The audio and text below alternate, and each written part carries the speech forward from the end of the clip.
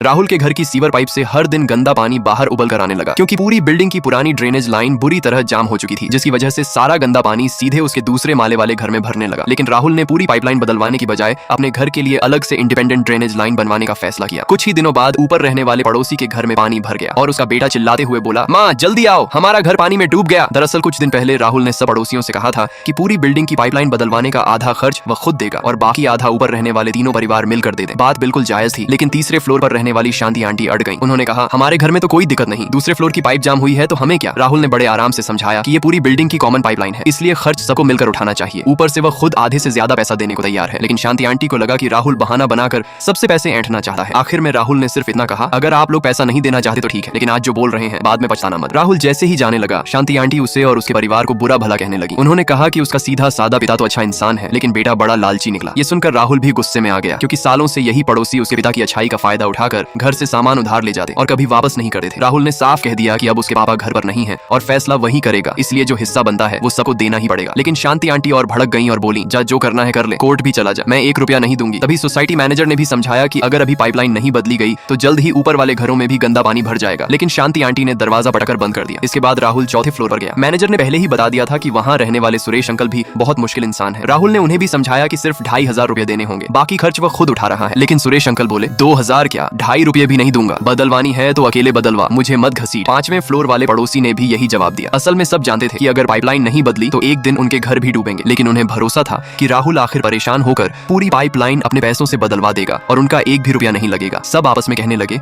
कोई पैसा मत देना, इसे अकेले ही करने दो। राहुल ने सबकी बातें सुन ली और अगले ही दिन सोसाइटी ऑफिस में अपने घर के लिए अलग इंडिपेंडेंट ड्रेनेज लाइन की परमिशन दे दी। मैनेजर पूरी स्थिति समझ चुका था, इसलिए उसने तुरंत मंजूरी दे दी। इंजीनियरिंग टीम राहुल के घर आई, जांच हुई और पता चला कि उसके घर में अलग ड्रेनेज लाइन आसानी से बन सकती है। तभी शांति आंटी ने उन्हें देख लिया। उन्हें लगा कि आखिर राहुल पूरी बिल्डिंग की पाइपलाइन बदलवा ही रहा है, इसलिए वह मुस्कुराते हुए वहां पहुंच गई। लाइक सब्सक्राइब कर देना, भगवान आपको बहुत खुशी देगा।